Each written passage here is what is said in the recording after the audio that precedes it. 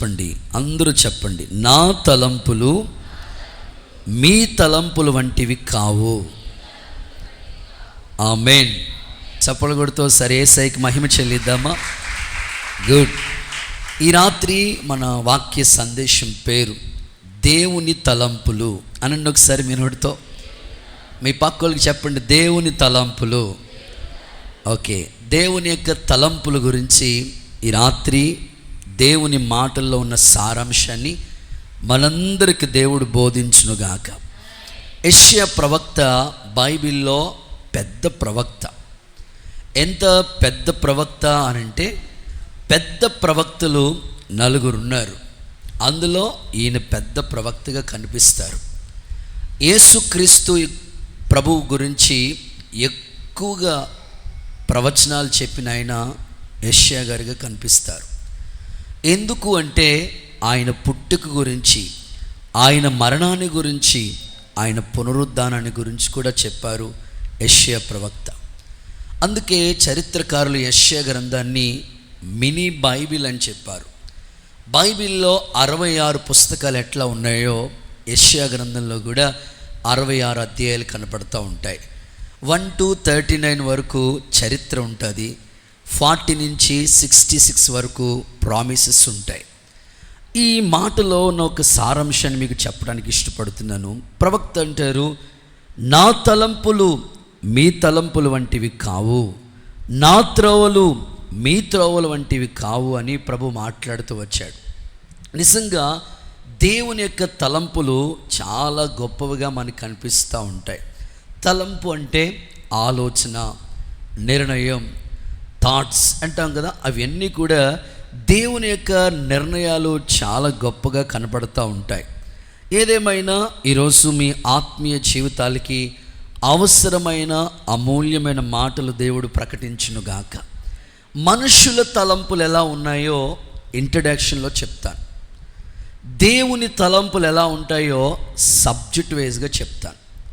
ఆలోచిద్దాం. మనుషుని యొక్క తలంపులు, మనుషుని యొక్క ఆలోచనలు, మానవుని యొక్క నిర్ణయాలు ఎలా ఉన్నాయి బ్రదర్ అని అంటే, పరిశుద్ధ గ్రంథం చెప్తుంది మానవుని యొక్క తలంపులు బాల్యము నుండి చెడ్డవి అన్నాడు. బాల్యము నుండి చెడ్డవి మనుషుని యొక్క తలంపులు. చిన్నప్పటి నుంచే చెడ్డ తలంపులు కలిగి మనిషి ఉంటారట. అందుకే కదా వారు దేవుని కుమారులే నరులు కుమార్తెలతో కలిసి పాపం చేయడానికి వాళ్ళు ప్రయత్నిస్తూ వచ్చారు. బాల్యం నుంచే, చిన్నప్పటి నుంచే పిల్లల యొక్క మనస్తత్వాలు పూర్తిగా పాడైపోతుంది. ఇది మానవుని యొక్క తలంపులు. అందుకే ఆ తలంపులు మార్చడానికే యేసు ప్రభు 5 గాయాలు పొందాడు. తల మీద ముండ్ల కిరీటం ఎందుకు పెట్టారు యేసయ్య కంటే, ఆయన పొందిన ఆ శ్రమ ద్వారా మన యొక్క తలంపులు మార్చడానికి. ఆయన కాళ్ళలో మేకులు దిగ్గొట్టారు, ఆయన శ్రమ పడ్డారు. కారణం ఏంటంటే, వెళ్ళకూడని స్థలాలకి మనిషి వెళుతున్నాడు, ఆ పాప శిక్ష ప్రభు భరించారు. చేతిలో మేకులు దిగ్గొట్టారు, చేయకూడని పాపాలు చేతులతో చేయటం. తర్వాత ప్రక్కలో బల్లెం తీసుకుని పొడిచారు. హృదయ తలంపుల గురించి మనిషిని అపవిత్రపరుస్తూ ఉన్నాయి. లోపల నుండి అనగా మానవుని హృదయంలో అనేకమైన తలంపులు వచ్చి మొత్తం పూర్తిగా మనిషి హృదయాన్ని అంతటిని కూడా ఆ చెడు వైపుకి ఆకర్షిస్తూ ఉంది. కాబట్టి మానవుని యొక్క తలంపులు ఎప్పుడు కూడా బాల్యము నుండి చెడ్డగానే ఉన్నాయి. ఇంకొక కోణంలో మనం ఆలోచిస్తే ఏలియా ఇలా అంటాడు, ఎన్నాళ్ళ మట్టుకు మీరు 2 తలంపుల మధ్య తడబడుతూ ఉంటారు? ఎంతకాలం ఇంకా మీరు అటో అడుగు ఇటో అడుగు వేస్తారు?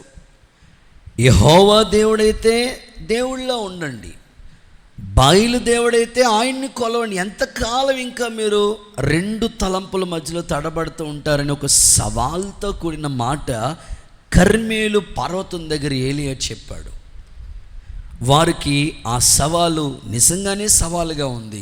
అప్పుడు వాళ్ళు ఏం చేశారంటే, ఒక బలిపీఠాన్ని కట్టి దాని మీద మాంసాన్ని తీసుకొచ్చి పెట్టి, ఆకాశం నుంచి అగ్ని వచ్చి ఈ బలిపీఠాన్ని, కందకాన్ని మొత్తం కాల్చి బూడిద చేస్తే వాళ్ళ దేవుడే గొప్పవాడు. సరే, ఉదయకాలం ప్రారంభించారు వాళ్ళ భక్తి, సాయంకాలం వరకు కూడా శరీరం అంతా కూడా కత్తులు తీసుకుని కోసుకుంటున్నారంట. దిగు దిగు అని ఎంత వాళ్ళు భజన చేస్తున్నా సరే దేవుని ప్రత్యక్షత వాళ్ళకి కలగటం లేదు.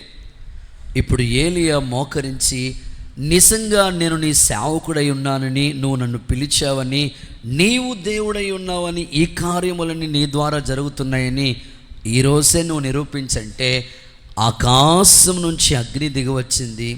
అద్భుతంగా వారి తలంపులన్నీ దేవుడు మార్చి ఇప్పుడు వాళ్ళు అంటున్నారు, యెహోవాయే దేవుడని కేకలు వేస్తూ ఉన్నారు. దేవునికి స్తోత్రం కలుగునుగాక. నేను ఆశిస్తున్నాను, రెండు పడవల మధ్యలో అడుగులు వేస్తున్నవారు ఈ రాత్రి ఒకే థాట్ మీదకి, ఒకే నిర్ణయాన్ని తీసుకునేటట్లుగా వాళ్ళ హృదయంలో ఈ తలంపు దేవుడు పుట్టించునుగాక. కొంచెం గట్టిగా చెప్దామా? ఆమేనందమా. ఖచ్చితంగా రెండు తలంపుల మధ్యలో ఉన్నారు వాళ్ళు. ఎప్పుడైతే దేవుడు వాళ్ళని దర్శించాడో ఇప్పుడు యెహోవాయే దేవుడని వాళ్ళు తెలుసుకున్నట్లుగా చేశారు. ఇంకొంచెం మనం బైబిల్ని అధ్యయనం చేస్తే మహారాజుని సొలొమోను ఇలా అంటాడు, నీతిమంతుల తలంపులు న్యాయయుక్తమైనవి అన్నాడు. అంటే కొంతమంది నీతిమంతులు అని పిలువబడుతున్న వాళ్ళు ఉన్నారు, వాళ్ళు తలంచే ప్రతి తలంపు కూడా న్యాయంగానే ఉంటుంది, న్యాయంగానే ఉంటుంది. ఫర్ ఎగ్జాంపుల్, అబ్రహాము లోతు మధ్యలో ఉన్న డిస్కషన్ చూడండి. ఇద్దరు బాగానే ఉన్నారు, వాళ్ళ ఆస్తి పెరిగిన తర్వాత సమస్య స్టార్ట్ అయింది. ఇప్పుడు లోతు అంటాడు, ఇది నాకు రమ్యంగా కనపడుతుంది, యెహోవా తోట వలె ఉంది, సరే చాయిస్ యువర్ సెల్ఫ్, నువ్వే నిర్ణయం తీసుకో అని అవకాశం ఇచ్చేశాడు. వెళ్ళాడు. చివరికి ఆస్తంతా సొదొమ రాజులు పట్టుకుని పోయారు. వాస్తవంగా అబ్రహాం ఇలా అనుకోవాలి, నన్ను విడిచి వెళ్ళిపోయావు కదా, నీకు ఇలాగే ఉండాలి అనాలి. కానీ నీతిమంతుని యొక్క తలంపులు న్యాయయుక్తంగా ఉంటాయి కనుక లోతు ఆస్తి సొదొమ రాజులు పట్టుకుని వెళ్ళిపోయినా అబ్రహాము ఇంట 318 మందిని తీసుకుని వెళ్ళి యుద్ధం చేసి వచ్చి మరలా తిరిగి లోతు ఆస్తి లోతు చేతిలో పెట్టాడు. ఎంత మంచి తలంపిండి అబ్రహాంది. ఈ రాత్రి నీతిమంతులు యేసయ్య రక్తంతో కడగబడినారు అని పిలువబడుతున్న భక్తులందరికీ కూడా ఇలాంటి తలంపులు వచ్చునుగాక. ఒకసారి అందరూ ఆమేనని చెప్తారా? నేను తరచుగా ఆదరణ కొడుకులు ఇలాంటి మాటలు జ్ఞాపకం చేస్తూ ఉంటాను. ఒక తండ్రికి 2 కొడుకులు ఉన్నారట. ఆ తండ్రి ఆ 2 కొడుకులకి ఆస్తి 2 వస్తువులు ఇచ్చి తన కాలాన్ని ముగించారట. ఇద్దరిని పిలిచారట, ఒరే నా దగ్గర సంపాదించిన ఆస్తి ఇది, ఇంతకు మించి ఏమీ లేదు నా దగ్గర. ఏంటి డాడీ? ఒకటి దుప్పటిరా, రెండోది ఆవు. ఈ 2 వస్తువులే ఉన్నాయి, ఇంతకు మించి నేనేమీ సంపాదించలేదు, కాబట్టి వీటితోనే మీరు మీ జీవిత కాలాన్ని ముగించుకోండి అని ఆ తండ్రి వాళ్ళ చేతులు పెట్టి కాలాన్ని ముగించాడు, కన్నులు మూసాడు.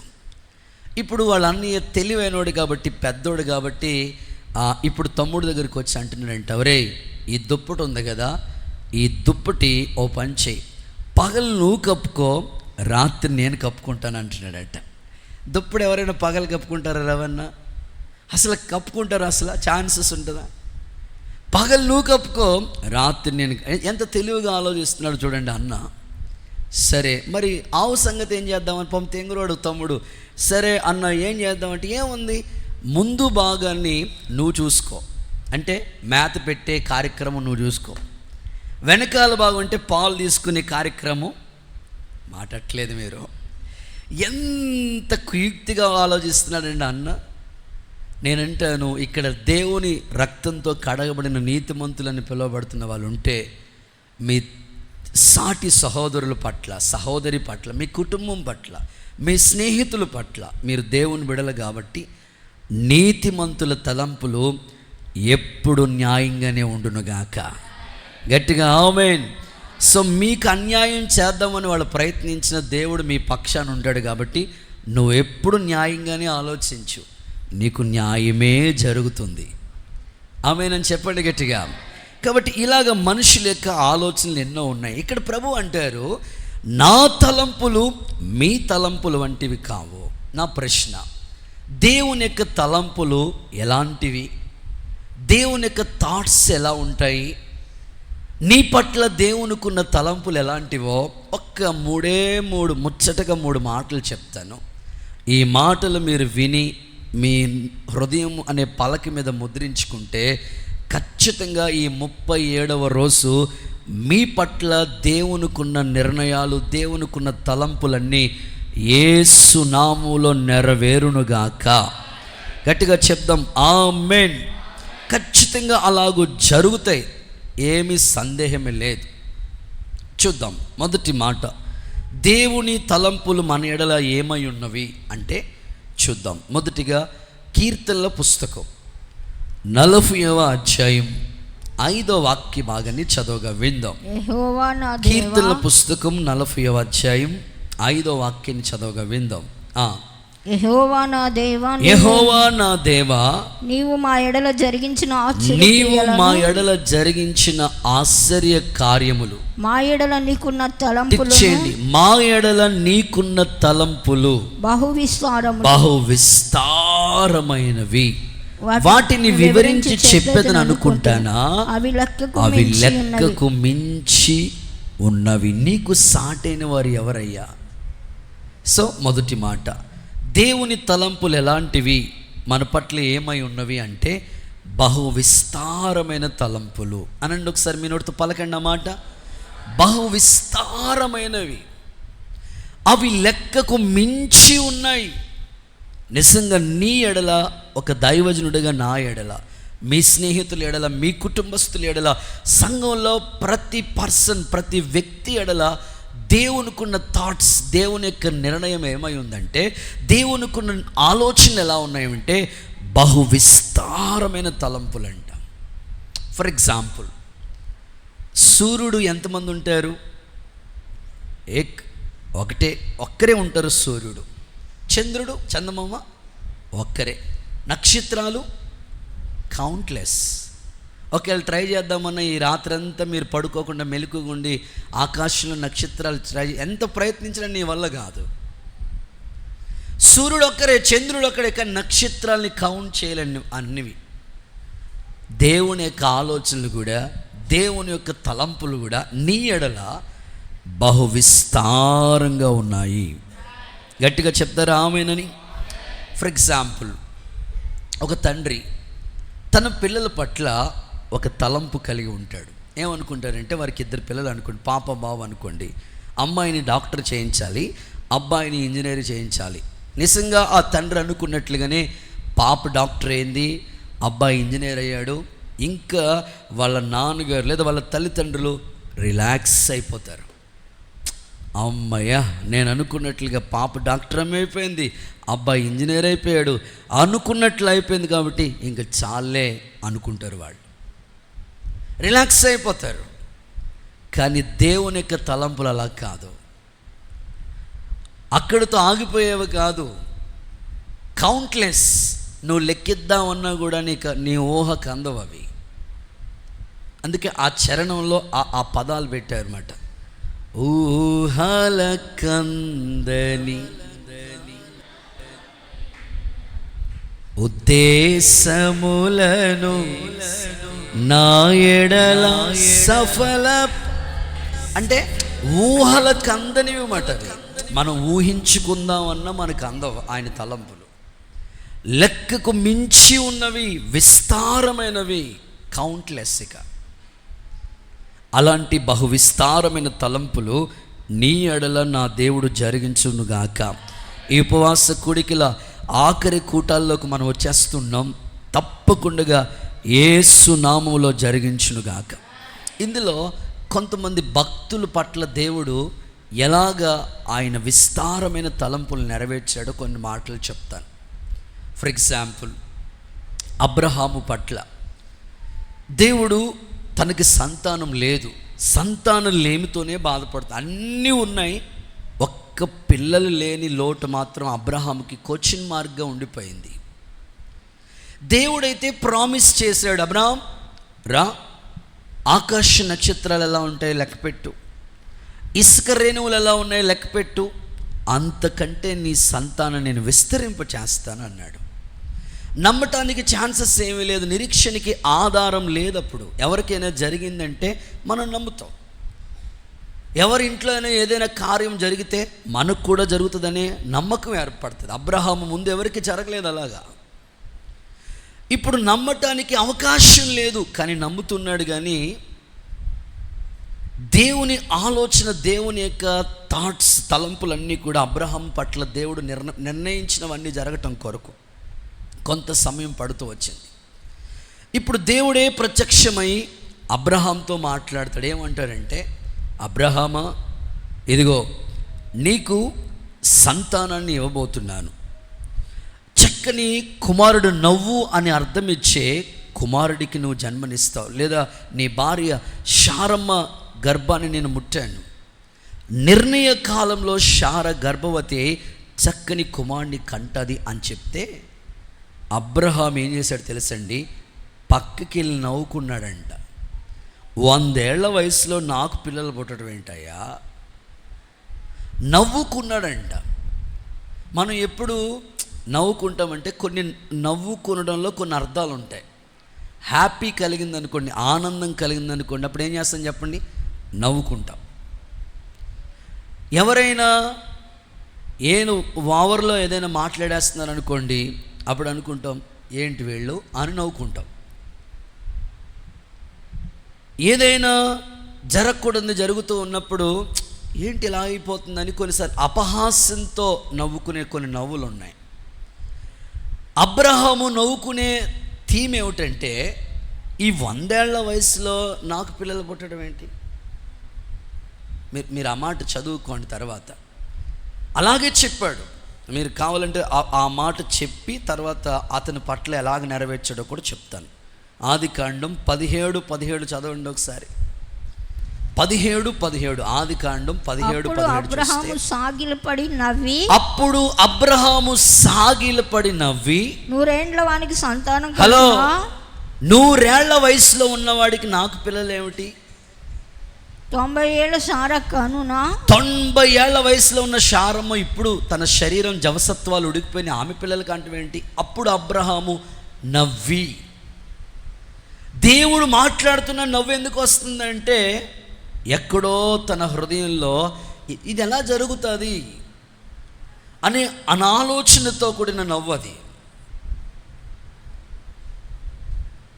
అయితే దేవుడు తన పట్ల ఉన్న తలంపు, తన పట్ల ఆయనకున్న నిర్ణయం ఎలా నెరవేర్చాడో తెలుసా? 22వ అధ్యాయంలోకి వచ్చేసేయండి. 22:17 చదువుదాం. నేను నిన్ను ఆశీర్వదించి ఆకాశ నక్షత్రము వలె, అదిగో ఆకాశ నక్షత్రాల వలె, సముద్ర తీరమందలి ఇసుక వలెను, ఇసుక రేణువుల వలె నీ సంతానం నిశ్చయముగా విస్తరింప చేస్తాను. నీ సంతతి వారు తమ శత్రువుల గవిని స్వాధీనపరుచుకుంటారు. చప్పట్లతో యేసయ్యకి మహిమ చెల్లిద్దామా? నవ్వుకున్నాడు అబ్రహాము, నవ్వుకున్నాడు. శారమ్మ కూడా నవ్వుకుంది. కానీ దేవుడు వాళ్ళ అపహాస్యంతో నవ్వుతే వాళ్ళ నోటి నిండా నవ్వు కలిగేటట్లుగా విస్తారమైన తలంపు వారి పట్ల దేవుడు నెరవేర్చాడు. ఒకసారి అందరూ ఆమెను వింటారా? నీవు కూడా నీ వ్యాపారంలో విస్తారమైన దేవుని తలంపులు ఎన్నో ఉన్నాయి నీ పట్ల. నీ చదువు పట్ల, నీ ఉద్యోగం ఇప్పటికే చేస్తూ ఉంటే నీకు ప్రమోషన్ పట్ల ఆయనకు ఒక తలంపు ఉన్నది.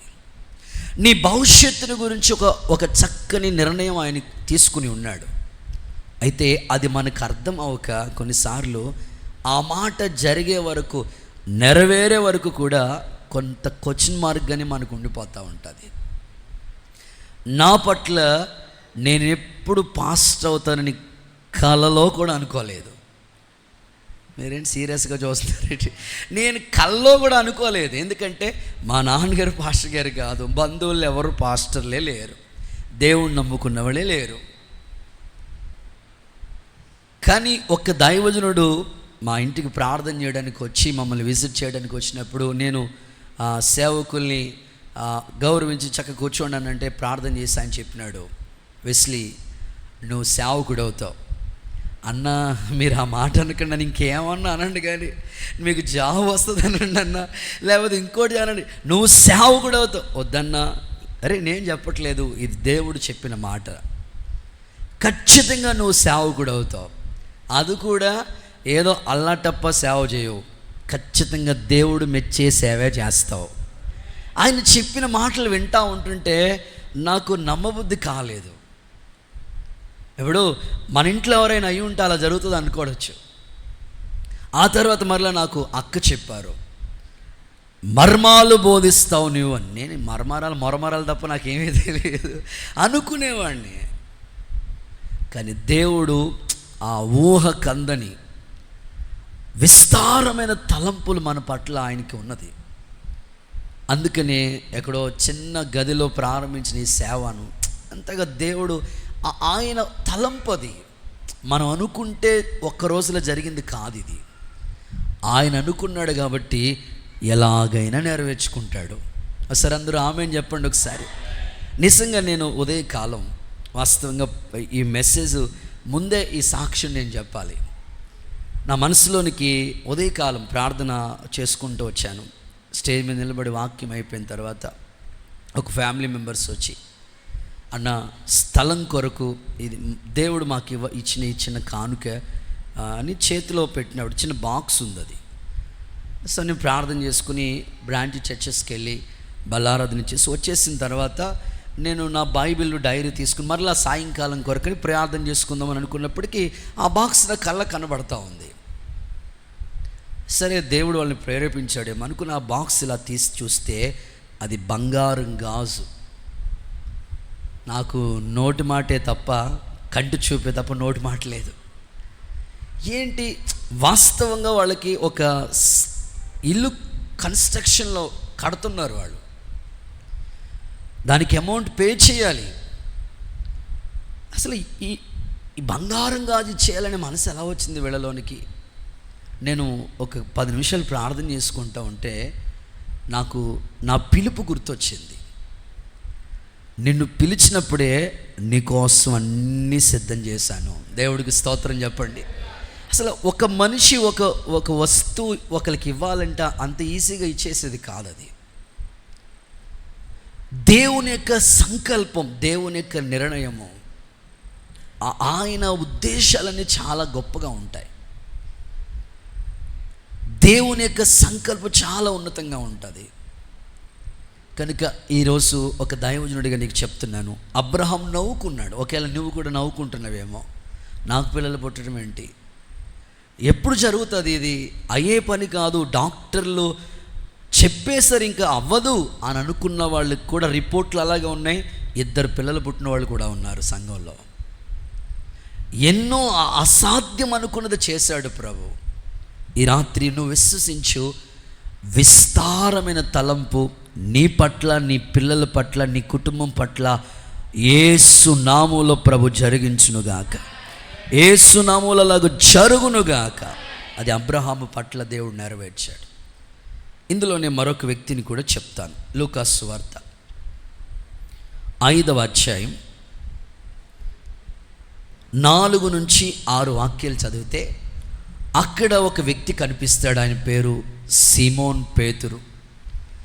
దేవుడు పేతురు పట్ల ఉన్న ఒక గొప్ప సంకల్పం, ప్రణాళిక, తలంపు ఆలోచిస్తే ఆయన చూడండి, చాలించిన తర్వాత దోనె లోతునకు నడిపించు, చేపలు పట్టుటకు మీ వలలు వేయుడని వలలేమని సీమోనుతో చెప్పగా, సీమోన్ ఏలినవాడా, రాత్రంతా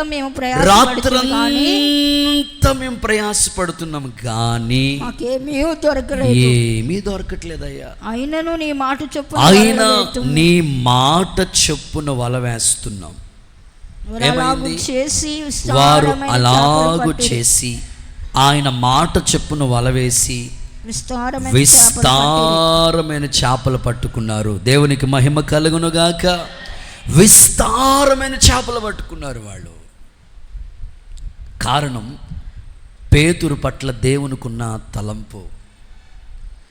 పేతురు అనుకున్నాడు, రాత్రంతా నేను శ్రమపడ్డాను కదా, రాత్రంతా ప్రయాసపడ్డాను కదా, ఒక్క చేప కూడా దొరకలేదు, ఇంతేనేమో అయిపోయింది నా లైఫ్. మీలో చాలామంది కూడా ఇలా అనుకుంటారు. ఎంత ట్రై చేస్తున్నా, ఏ ఉద్యోగం దొరకకపోయినా, ఎంత ప్రయత్నిస్తున్నా ఎందులోని అభివృద్ధిని చూడకపోగా, ఎంత చదువుతున్నా ఏమీ గుర్తు లేకపోయినప్పుడు ఏమనుకుంటారంటే ఇంకా అనవసరంలే, సగం టైం అయిపోయింది, 6, 7 నెలలు 8 నెలలు గడిచిపోయింది, ఇంక కష్టంలే, అనుకున్నది విన్ అవ్వలేను, సాధించలేను అనుకుంటారు. ఎందుకంటే పేతురు పరిస్థితి కూడా అలాగే ఉంది.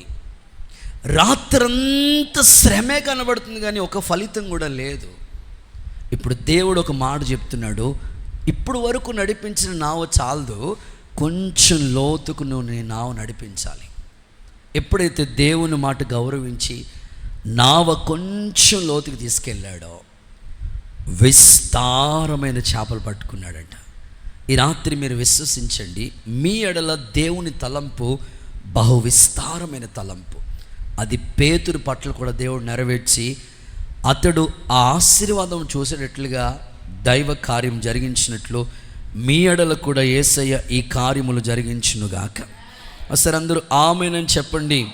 కొన్నిసార్లు మన మనసు అటు ఇటు తిరుగుతూ ఉంటుంది. ఇలాగే దేవుని వాక్యం చెప్తా ఉంటుంటే ఒక ఆమె ఏడ్చేస్తూ ఉందంట, గొల్లున గుక్కపట్టి ఏడుస్తూ ఉందంట.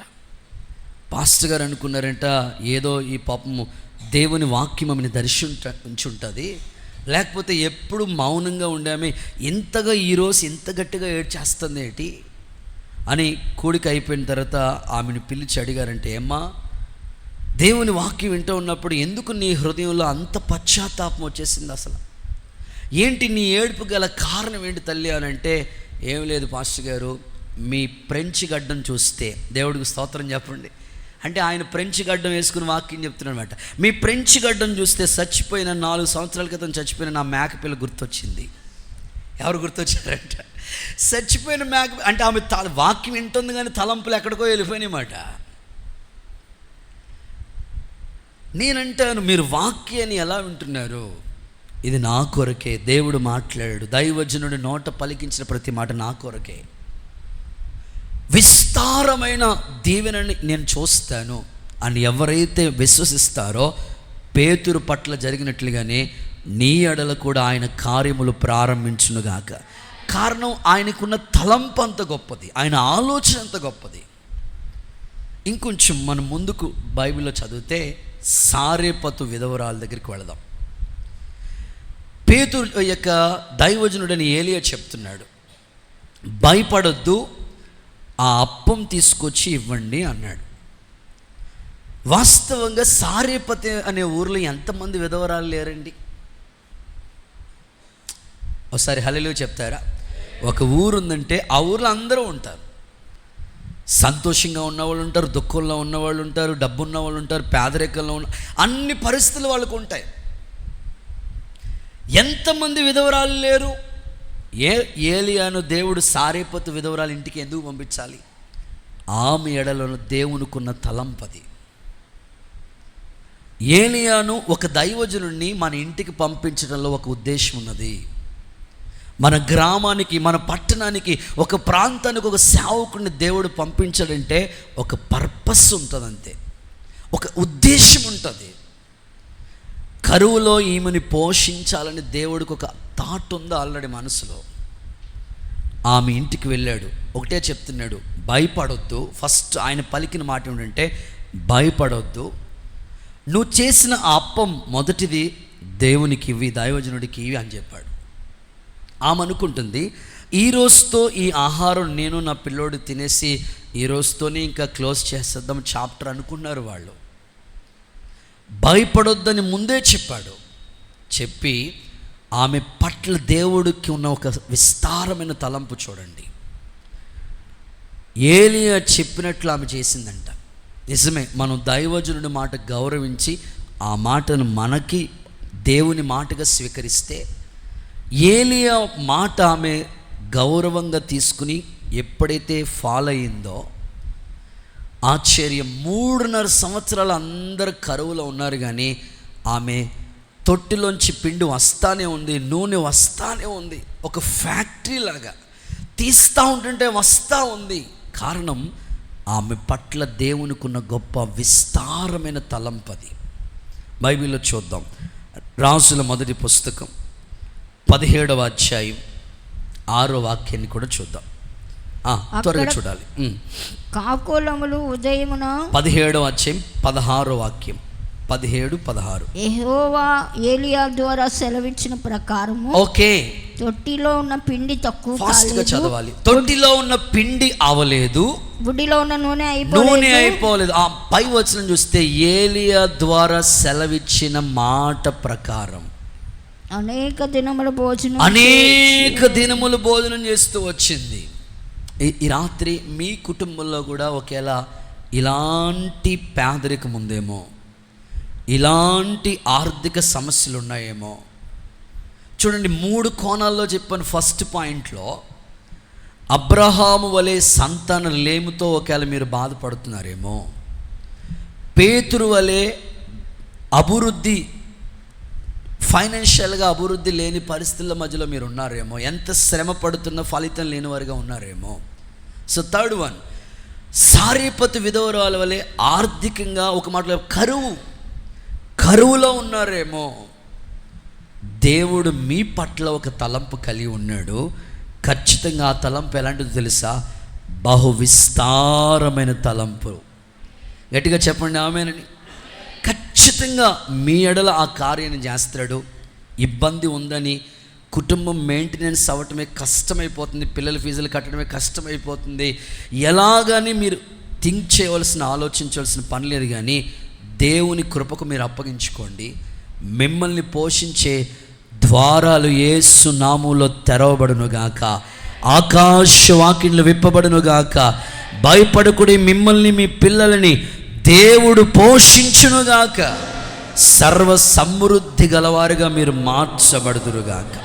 ఆయన మాటిస్తే ఖచ్చితంగా జరుగుతుంది. అలాగే యేసునాథుడు జరిగించునుగాక. ఓకే, రెండో మాటలకి వెళ్ళిపోదాం. సెకండ్ వన్, దేవుడు మన ఎడల ఎలాంటి తలంపులు కలిగి ఉన్నాడు? ఫస్ట్ వన్, బహు విస్తారమైన తలంపులు. సెకండ్ వన్, యెషయా గ్రంథం 55వ అధ్యాయం 9వ వాక్య భాగాన్ని చదువుదాం. యెషయా గ్రంథం 55వ అధ్యాయం 9వ వాక్యం చదువుదాం. ఆకాశములు భూమిపైకి ఎంత ఎత్తుగా ఉన్నవో, మీ మార్గముల కంటే నా మార్గములు, మీ మార్గముల కంటే నా మార్గాలు, మీ తలంపుల కంటే నా తలంపులు, మీ తలంపుల కంటే నా తలంపులు అంత ఎత్తుగా ఉన్నవి. చాలు. రెండవది, ఆకాశం కంటే ఎత్తైన తలంపులు, ఆకాశం కంటే ఎత్తైనవి. జనరల్గా నేను చిన్నప్పుడు ఏమనుకునేవాడిని అంటే, చదువుకునే సమయంలో విమానాలు ప్రయాణాలు చూస్తూ ఉంటాం కదా మనం. అప్పుడప్పుడు హెలికాప్టర్లో వచ్చేటప్పుడు, పిల్లలుగా చదువుకునేటప్పుడు స్కూల్ దగ్గర కానీ ఇంటి దగ్గర కానీ అలాగా ఆకాశంలో హెలికాప్టర్ వెళుతుంది లేదా విమానం వెళుతుందని కనిపించింది అనుకోండి, అలాగ పరిగెత్తుకుని వెళ్ళిపోతూ ఉండేవాళ్ళు పిల్లలుగా ఉన్నప్పుడు. నేనేమనుకునేవాడు అంటే, విమానం ఆకాశానికి అంటుకుని వెళ్ళిపోతుంది అనుకునేవాడిని. అండమాను ఫ్లైట్లో వెళ్తున్నప్పుడు విమానం ఆకాశాన్ని అంటుకోవట్లేదు కానీ మేఘాల్లో వెళ్తూ ఉంది. స్తోత్రం చెప్పండి. అంటే నేనేమనుకునేవాడంటే, ఈ కనిపించే ఆకాశం ఒకటే అనుకునేవాడిని. మనకు కనిపించేది మేఘాలు. 3 ఆకాశాలు ఉన్నాయి. బైబిల్ మీరు చదివితే పౌలు అంటాడు, 3వ ఆకాశమైన పరదేశంలోకి నేను ఎక్కి వెళ్ళాను అన్నాడు. మనకు కనిపించే ఈ ఆకాశం కాదు, దీనిపైన 3 ఆకాశాలు ఉన్నాయి. దీనిపైన మనకు కనిపించే మేఘాలు మాత్రమే. ఇప్పుడు మనకు కనిపిస్తున్న మేఘాలు దేవుని ఆలోచన లేక దేవుని యొక్క తలంపు ఎలాంటిదంటే, ఆకాశం కంటే ఎత్తైనది అని రాసింది. అసలు ఆకాశమే ఎత్తుగా ఉంటే, ఇప్పుడు చెట్టు ఎక్కాలంటే నిచ్చెన, లేకపోతే ఇంక ఏదైనా ఒక హైట్లోకి వెళ్ళాలంటే ప్రొక్లైన్ ద్వారా హైట్లోకి పెద్ద పెద్ద వస్తువులు తీసినప్పుడు ఆ క్రైన్ ఎక్కుతూ ఉంటారు. సో ఆకాశం ఇంకా అసలు ఛాన్సే లేదన్నమాట. ఆకాశం కానీ ఎత్తైంది ఇంకేమీ లేదు. ఇప్పుడు నీ పట్ల దేవునికున్న తలంపు ఎలాంటిదో తెలుసా? ఆకాశం కంటే ఎత్తైందంట. ఒకసారి మీ పక్కోళ్ళకి షేక్ అని చెప్పండి, ఎత్తైన దేవుని తలంపు నీ పట్ల జరుగునుగాక. గట్టిగా చెప్పండి ఒకసారి ఆమేనని చెప్పండి. ఖచ్చితంగా ఆకాశం కంటే ఎత్తైన తలంపులు నీ పట్ల దేవుడు కలిగి ఉన్నాడు. విమానం ఒకేలా గంటకి 1000 కిలోమీటర్ల వేగంతో ప్రయాణం చేస్తుందేమో. చంద్రమండలం మీదకి రాకెట్స్ని పంపిస్తూ ఉంటారు. ఇంచుమించు చరిత్రకారులు చెప్పిన ప్రకారంగా ఈ రాకెట్ గంటకి 3800 కిలోమీటర్ల వేగంలో ప్రయాణం చేస్తుందంట. విమానం కంటే వేగంగా ప్రయాణం చేస్తూ ఉంటుంది. అంటే దేవుడు నీ పట్ల కలిగి ఉన్న తలంపులు ఎంత గొప్పవో ఒకసారి ఆలోచించండి. ఆకాశం కంటే ఎత్తైనవి. ఈ ఉపవాస ప్రార్థన కొడుకులో నువ్వు అడగాలి, ప్రభా ఎత్తైన నీ తలంపులు నా పట్ల నెరవేర్చబడాలయ్యా, ఖచ్చితంగా జరగాలి ప్రభా అని నువ్వు కోరుకుంటే ఖచ్చితంగా నీ పట్ల దేవుడు ఈ తలంపులన్నీ నెరవేర్చునుగాక. ఇందులో కూడా భక్తుల చరిత్ర చెప్తాను. వాళ్ళ పట్ల దేవుడు ఆ తలంపులు ఎలాగ నెరవేర్చాడో జ్ఞాపకం చేస్తాను.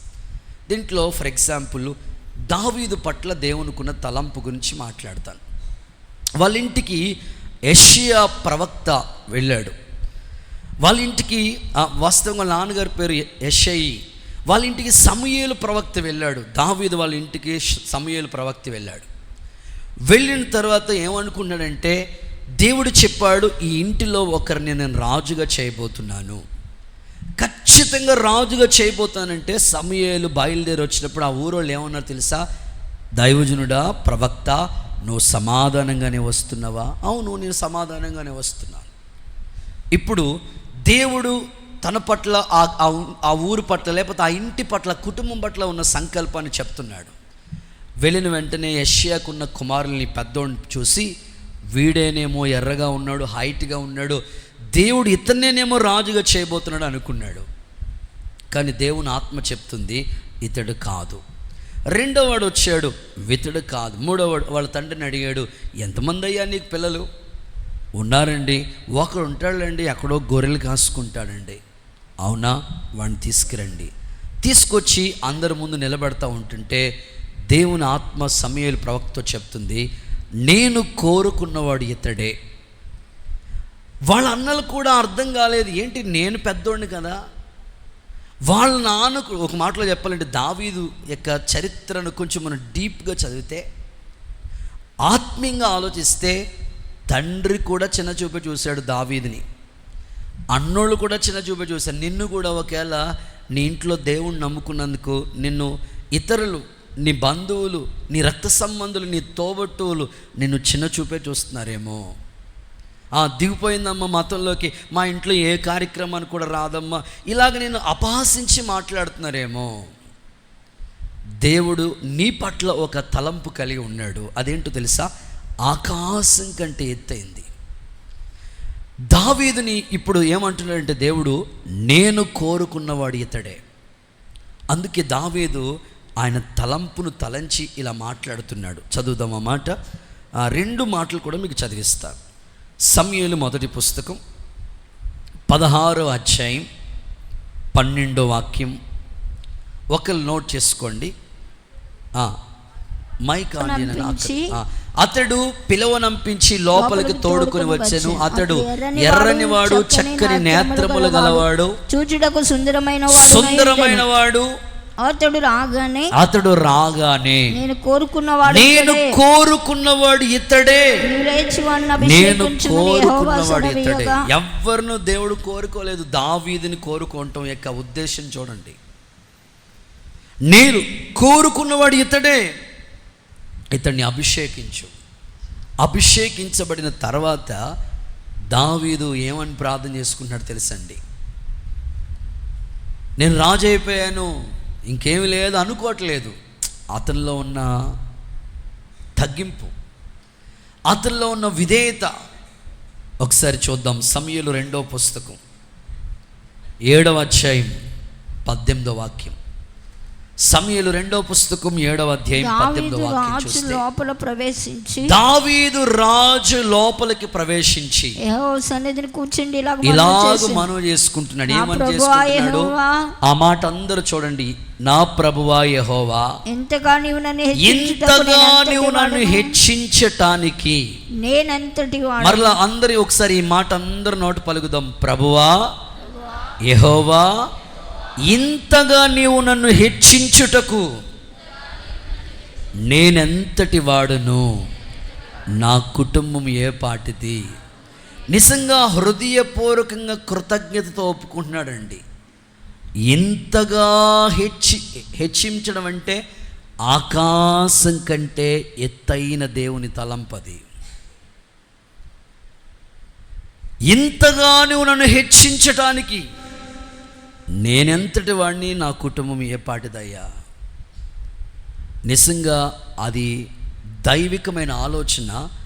ఆకాశం కంటే ఎత్తైన ఉన్నత తలంపు దావీదు పట్ల దేవుడు నెరవేర్చాడు. ఒక మాటలో చెప్పాలంటే దేవుడు దావీదుతో చెప్తాడు, దావీదుకు చూపిన శాశ్వతమైన కృప నీకును చూపుతాను.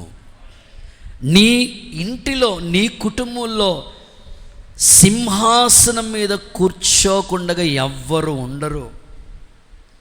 తరాలు మారిపోతాయి, ఖచ్చితంగా నీ ఇంటి వాళ్ళు సింహాసనం మీద కూర్చుంటారు. నేను స్థిరపరుస్తాను నిన్ను. అందుకే దేవునికి ఇష్టానుసారమైన వ్యక్తిగా మారిపోయాడు. దైవిక ఉద్దేశాలన్నీ తన పట్ల నెరవేర్చబడిపోయాయి. ఈ రాత్రి మీరు కోరుకోవాలి, ప్రభా నా ఇంటిలో, నా బంధువుల్లో, నా రక్త సంబంధులు, నా తోబట్టువుల్లో నేను కూడా నీ నామ ఘనత కొరకు ఆకాశం కంటే ఎత్తైన ఈ ఉద్దేశాలు నెరవేర్చేవాడిగా నా పట్ల కూడా నువ్వు కార్యం చేయి ప్రభా. దావీదును నువ్వు అంతగా హెచ్చించావు కదయ్యా, నన్ను కూడా నువ్వు అలా హెచ్చించు. వాస్తవంగా దావీదు యుద్ధానికి వెళ్ళినప్పుడు సౌలు ఏమన్నాడు తెలుసా? ఇదిగో ఈ వస్త్రాలు తీసుకుని యుద్ధానికి యుద్ధ ఆయుధాలు ధరించుకుని వెళ్ళాలి.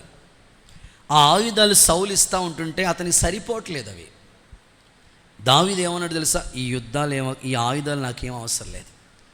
నా చేతిలో ఒక ఆయుధం ఉంది. ఒక్క రాయి తీసుకుని, ఆ యొక్క 5 రాళ్ళు తీసుకుని వెళ్ళి అద్భుతంగా ఒక్క రాయితో కొడితే గొల్యాతుని పడగొట్టి జయం పొందాడు. దేవుడు దావీదు పట్ల ఆయనకున్న తలంపులు ఎంత గొప్పవో ఒకసారి మీరు ఆలోచించండి. యేసు నామములో ఈ రాత్రి ఆకాశం కంటే ఎత్తైన తలంపులు నీ ఎడల దేవుడు జరిగించునుగాక. నీ తల పైకెత్తువాడు ఆయనే అని చెప్పేటట్లుగా దైవ కార్యము దేవుడు నీ ఎడల జరిగించునుగాక. ఇందులోనే మరొక వ్యక్తిని గురించి కూడా చెప్తాను. ఆదికాండ గ్రంథం 49వ అధ్యాయం 22వ వాక్యాన్ని కూడా చూద్దాం.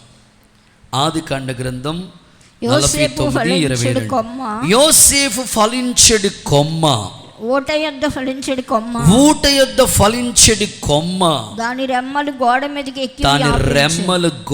మీదకి ఎక్కి వ్యాపించాయి. అంటే గోడ దాటి వెళ్ళిపోయిందంటే ఎంత ఎత్తైన తలంపులు ఒకసారి ఆలోచించండి. ఇది యోసేపు పట్ల కూడా దేవుడు నెరవేర్చాడు. వాస్తవంగా అన్నలందరూ గొంట్లో నీళ్లు లేని గొంట్లో తోసేసినప్పుడే, ఒరే నువ్వు కన్న కలలు ఏమైపోయినాయిరా అని అపహాస్యం చేశారు. దేవుని యొక్క తలంపు చూడండి యోసేపు పట్ల. జైల్లోకి వెళ్ళిపోయిన, అమ్మబడిన, చేయలేని నింద తన మీద పడిన, దేవుని తలంపు మాత్రం ఎక్కడ మారలేదండి. ఇప్పుడు యోసేపు పట్ల ఆకాశం కంటే ఎత్తైన తలంపు ఎలా నెరవేరిందో తెలుసా? ఫలించెడి కొమ్మ, ఊట వద్ద ఫలించెడి కొమ్మ గోడలు దాటి వ్యాపించింది తన ఆశీర్వాదం. నా ప్రార్థన, మీలో యవనస్తులైన మీ కుటుంబాలు తప్పకుండా యోసేపులంటే ఆశీర్వాదం మీరు పొందుదురుగాక. గోడ దాటి వ్యాపించే ఆ ఆశీర్వాదం మీ తల మీదకి వచ్చునుగాక. మీ పిల్లల పట్ల దేవుడు ఇలాంటి కార్యాలు యేసు నామములో జరిగించునుగాక. దేవుని వాక్యం చదివే వాళ్ళ జీవితంలో ఎప్పుడు ఆకాశం కంటే ఎత్తైన దైవికమైన తలంపులు నెరవేరుతాయండి. బైబిల్ ఏమంటుందో తెలుసా? దుష్టుల ఆలోచన చెప్పున నడవక, పాపుల మార్గమున నిలవక, అపహాసకులు కూర్చుండి చోటు కూర్చుండక, యెహోవా ధర్మశాస్త్రమందు ఆనందించుచు దీవారాత్రులు ధ్యానించువాడు ధన్యుడు. అతడు చేయునదంతయు సఫలమవుతుంది. యోసేపు చేసిందంతా సఫలమైపోయింది. పరిశుద్ధతను కాపాడుకుని దేవుని వాక్యం నిన్ను ఎప్పుడు హెచ్చిస్తూనే ఉంటుంది. అలాంటి జీవితాలు దేవుడు మీకు ఇవ్వాలని నేను కోరుకుంటున్నాను. ఒక సండే స్కూల్ టీచర్ ఇలా అడిగిందంట వారి పిల్లల్ని, అరే పిల్లలు, మీకు బైబిల్ గురించి ఏం తెలుసురా చెప్పండి. సండే స్కూల్ టీచర్ పిల్లలతో మాట్లాడినప్పుడు చాలా జాగ్రత్తగా మాట్లాడాలి, లేకపోతే వాళ్ళు ప్రతిదీ పాయింట్అవుట్ చేస్తూ ఉంటారు.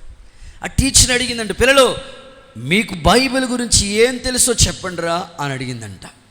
అందులో ఒక పాప నిలబడి, మేడం, సండే స్కూల్ టీచర్ అక్కతో చెప్తుంది, మేడం నాకు బైబిల్ గురించి ఏం తెలుసు అంటే, బైబిల్ అంటే బైబిల్లో ఆధార్ కార్డు ఉంటుంది.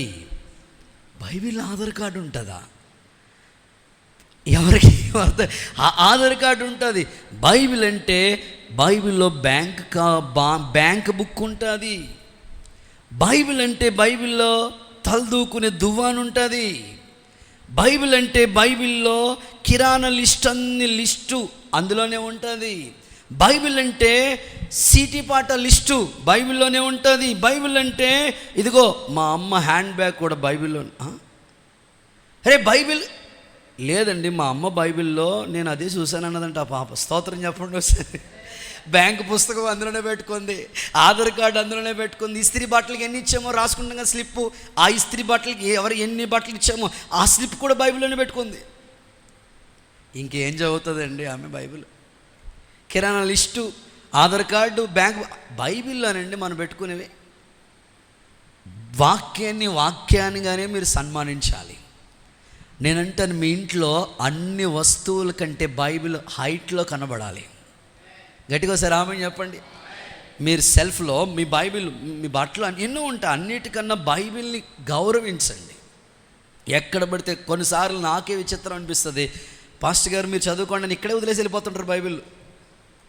అంటే ఓవర్ లుక్లో పొరపాటును మర్చిపోయి వెళ్ళిపోయారు అనుకుంటే అది వేరు.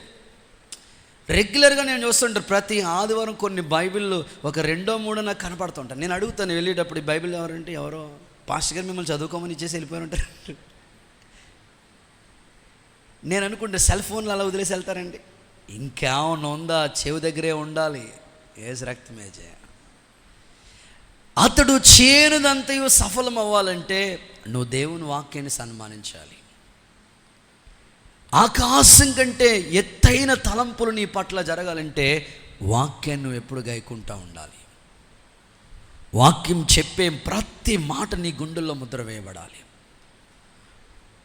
దావీదు పట్లైన, యోసేపు పట్లైన ఈ తలంపులు జరగడానికి దావీదు కూడా ఏం చేస్తున్నాడు తెలుసా? నీవిచ్చిన ధర్మశాస్త్రం నాకెంతో ఆనందాన్ని కలుగు చేస్తుంది. నీ ఎదుట పాపం చేయకుండా ఉండినట్లు వాక్యం నా హృదయంలో ఉంది అన్నాడు ఆయన. ఏమండి, వాక్యాన్ని గౌరవించేవాళ్ళు, వాక్యాన్ని ప్రేమించే వాళ్ళ పట్ల ఎప్పుడు దేవుని తలంపులన్నీ నిశ్చయముగా జరుగుతాయండి. యేసు నామములో అలాగూ జరుగునుగాక. ఒక తండ్రి తన పిల్లలకి చెప్పాడంట, ఒరే 3 కొడుకులు అంటుండ ఆ తండ్రికి. 3 కొడుకులతో చెప్పాడంట, ఒరే నాన్న, నేను అవసాన కాలం అంటే లాస్ట్ టైం అంట, మంచం మీద ఉన్నాడు అన్నమాట నాన్న. అరే మీకు ఓ మంచి సీక్రెట్ చెప్తాను రండిరా అని పిలిచారంట 3 కొడుకుల్ని కూడా. సీక్రెట్ అంటే ఇంకేముంటుంది, పిల్లలు ఏమనుకుంటారు చెప్పండి? ఆ లాస్ట్ టైం నాన్నగారు దస్తావేజులు ఎక్కడున్నాయి, బ్యాంక్ బుక్ ఎక్కడ ఉంది, డాక్యుమెంట్స్ ఎక్కడ పెట్టాడు, ఇవే కదా ఆలోచించేది వాళ్ళు పిల్లలు. వస్తే వాళ్ళ నాన్న చెప్పాడంట, అరే బాబు, మన ఇంటి వెనకాల మనకు ఒక పొలం ఉంది కదా, మన ఇంటి వెనకాల ఒక పొలం ఉంది కదా, ఆ పొలం లోపల కొన్ని నిధులు దాగి ఉన్నాయి నాన్న, కొన్ని నిధులు దాగి ఉన్నాయి. మీరు వాటిని ఎంత తవ్వుకుంటారో అన్నీ మీకే అని చెప్పేసి ప్రాణం గుడుక్కుమన్నాడంట. ఇప్పుడు ఈ 3 కొడుకులు కూడా ఆ పొలం ఎలా ఉందంటే, వాళ్ళ ఇంటి వెనకాల ఉన్న పొలము గెచ్చ పొదలు, ముండ్ల తుప్పలు, అసలు ఎవ్వరు తిరగరమాట, అంత రాడు పట్టేసినట్లుగా రాళ్ళు రప్పలతో ఉండిపోయింది మాట. ఇప్పుడు వాళ్ళ నాన్న చెప్పిన మాట విని వాళ్ళు ఏం చేశారంటే ఎలాగైనా సరే ఖచ్చితంగా తప్పకుండా నిశ్చయముగా ఏదో ఒక నిధులు దాచి ఉన్నాడు, ఖచ్చితంగా చూద్దామని వాళ్ళు ఏం చేశారంటే మొత్తం ఆ పెద్ద పొలం అంటది, అంత పొలాన్ని దున్నడం ప్రారంభించారు. ట్రాక్టర్ తీసుకుని మొత్తం అంతా కూడా దున్నేస్తూ ఉన్నారన్నమాట. ఎక్కడైనా లంక బిందులు దొరుకుతాయేమో, నిధులు దొరుకుతాయేమో, వాళ్ళ నాన్న చెప్పిన మాట. మొత్తం 1 ఎకరం పైనే ఉంటుందండి ఆ పొలం, చాలా పెద్దది, వెనకాల ఉంది, వాళ్ళ ఇంటి వెనకాల సైడ్ ఉంది. మొత్తం అంతా ఎంత దున్నేసి వెతికినా సరే, తవ్వినా సరే ఎక్కడ ఒక్క లంక బిందు కూడా దొరకలేదు, ఒక్క నిధి కూడా దొరకలేదు. 3 కొడుకులు అనుకున్నారంట, అనవసరంగా ప్రయాసపడ్డాను, అనవసరంగా 2-3 రోజుల నుంచి ఇది దున్నడానికి టైం అంతా వేస్ట్ అయిపోయింది అని అనుకుంటే, ఈ లోపల పెద్దలు ఉంటారు కదండి గ్రామంలో, ఊరు పెద్దలు ఉంటారు కదా, వాళ్ళు వచ్చారా ఏంటి మీరు ఇదంతా మొత్తం ఎప్పుడు అసలు ఇంత శ్రద్ధ ఎప్పుడూ లేదు కదా మీకు, ఏంటి పొలం అంతా చక్కగా దున్నేశారు ఏంటంటే అసలైన విషయం చెప్పారండి. మా నాన్న చెప్పాడు చనిపోయే ముందు, ఈ పొలం మీరు ఎంత దున్నుతూ ఉంటారో అంత నిధులు దొరుకుతాయి అన్నాడు. ఎంత తవ్వినా సరే, ఎంత దున్నినా సరే ఎక్కడ ఒక లంక బిందు కూడా, ఒక్క నిధి కూడా మాకు దొరకలేదు అని అంటే, సరే మీ నాన్న చెప్పాడు అంటున్నారు కదా, ఓ పని చేయండి, ఎంత ట్రై చేసినా మీకు దొరకలేదు కదా, ఓ పని చేయండి. ఏం చేస్తారో తెలుసా, విత్తనాలు ఉన్నాయి కదా, విత్తనాలు జల్లేయండి పొలం మీద, ఈ పొలంలో జల్లేయండి, ఎలాగో దున్నారు కదా జల్లేయండి విత్తనాలని పెద్దోళ్ళు సలహా ఇస్తే, వెంటనే వాళ్ళు 3 కొడుకులు కలిసి విత్తనాలు ఆ పొలంలో దున్నేసిన పొలంలో విత్తనాలు జల్లడం మొదలుపెట్టారట. ఆశ్చర్యం, ఎప్పుడు బీడుబాడిపోయిన భూమి, రాళ్ళు తుప్పలు ముళ్ళ పొదల మధ్యలో ఉండిపోయిన ఆ భూమి, ఎప్పుడైతే వాళ్ళ నాన్న చెప్పిన మాట విని వాళ్ళు ప్రయత్నం చేశారో, ఆ సంవత్సరం విస్తారమైన పంట వచ్చిందంట. ఆ పంట వాళ్ళు పెట్టిన పెట్టుబడి కన్నా ఇంచుమించు 2-3 సంవత్సరాలకు సరిపడంత లాభం వచ్చిందంట వాళ్ళకి. అప్పుడు 3 కొడుకులు అనుకుంటున్నారంట, మన నాన్న లంక బిందులు లేకపోతే నిధులు దొరుకుతాయి అన్నాడు, కానీ నిధుల కన్నా విలువైన ఆయన మాట గొప్పది. మనకి ఒక దీవెన చూపించడం కొరకే, మనం కష్టపడటం మనకి నేర్పించడం కొరకే నాన్న ఈ మాట చెప్పాడు.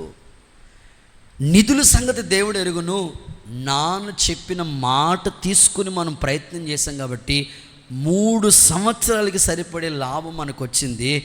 ఇక నుంచి మనం ఇలాగే కష్టపడదామని వాళ్ళు నిర్ణయం తీసుకున్నారంట. చప్పళ్ళ కొడుతో సరి యేసయ్యకి మహిమ చెల్లిద్దాం. ఈరోజు నేను అడుగుతున్నాను, ఒక తండ్రి మాటకే ఇంత విలువిస్తే దేవుని వాక్యానికి నువ్వు ఎంత విలువిస్తున్నావు? ఏదో వింటం రాసుకోవటం వదిలిపెట్టేయడం కాదు, ఆకాశం కంటే ఎత్తైన దేవుని తలంపు, ఆ మాట బైబిల్లో రాయబడింది ప్రభువా, అది నా జీవితంలో జరగాలి. భక్తుల జీవితాల్లో నెరవేర్చేవని మేము విన్నాము, చదివాము, వదిలేసేటట్లు కాదు, మా జీవితంలో కూడా జరగాలి. ఈ మాట దేవుని మాటగా మీరు భావించి తీసుకోండి. ఆకాశం కంటే ఎత్తైన దేవుని తలంపు మీ ఎడల దేవుడు జరిగించునుగాక. గుడ్. చివరి మాట నేను చెప్పి ప్రార్థన చేస్తాను. 3వది, దేవుని తలంపులు ఎలాంటివి అనంటే 139వ కీర్తన 17వ వాక్యాన్ని చదువుదాం. దేవా నీ తలంపులు నాకెంత ప్రియమైనవి, వాటి మొత్తం ఎంత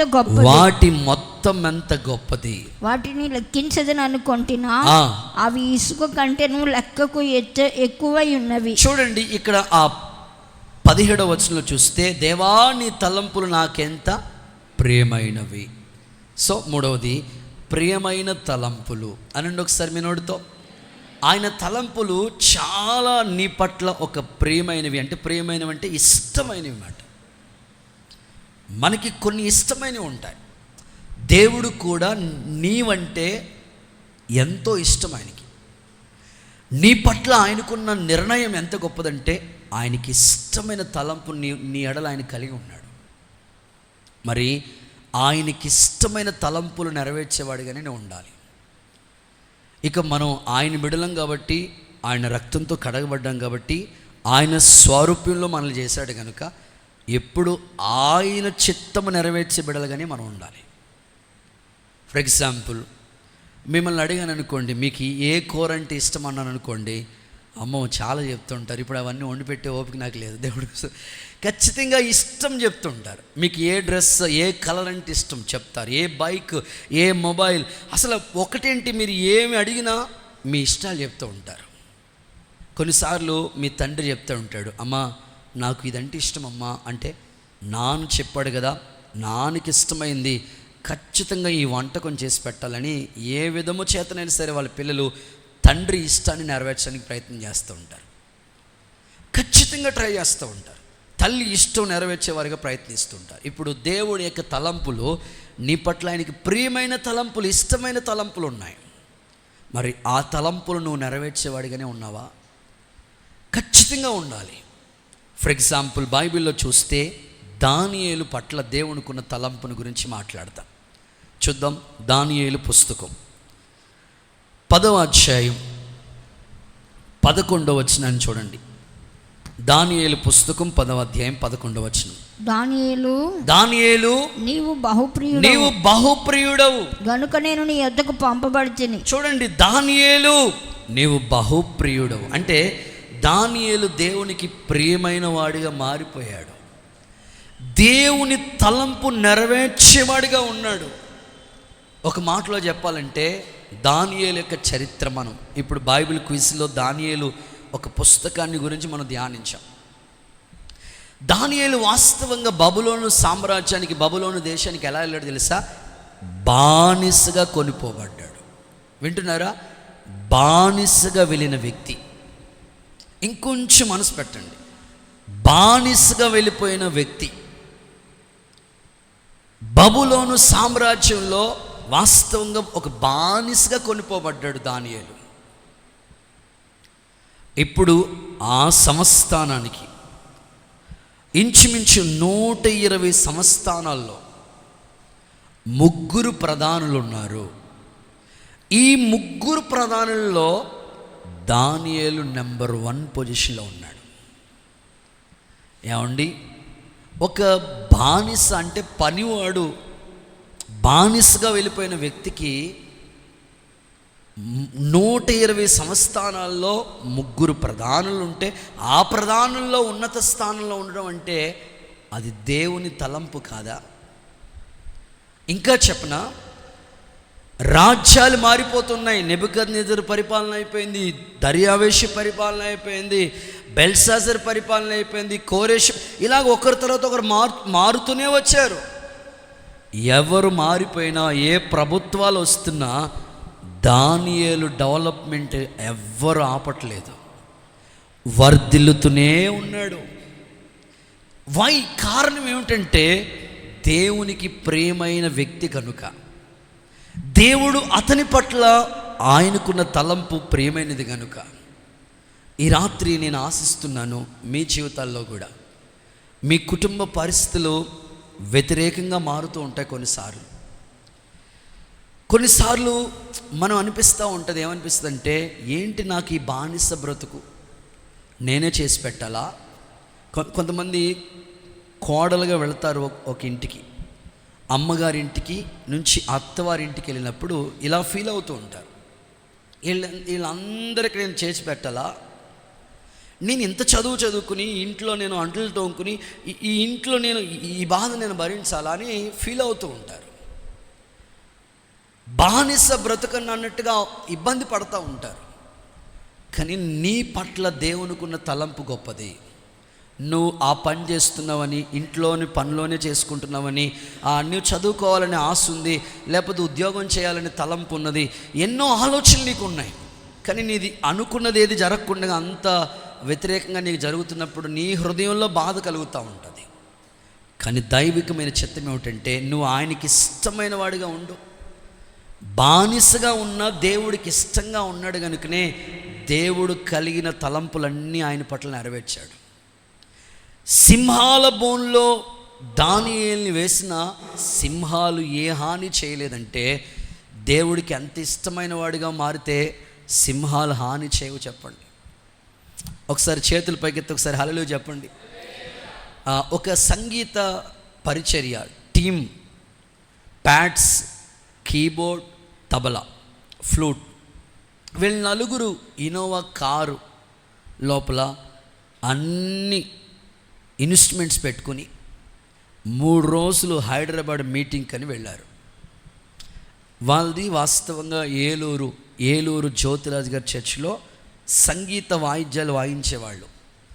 హైదరాబాదు డేవిడ్ రాజ్ గారు సభలు జరుగుతూ ఉంటుంటే, వాళ్ళ సంఘంలో ఉజ్జీవ కూటాలు జరుగుతూ ఉంటుంటే, వీళ్ళ టీం మంచిగా అద్భుతంగా వాయిస్తున్నారు, జ్యోతిరాజ్ అన్న పంపించిందంటే వాళ్ళని ఆ మీటింగ్స్కి పంపించారు.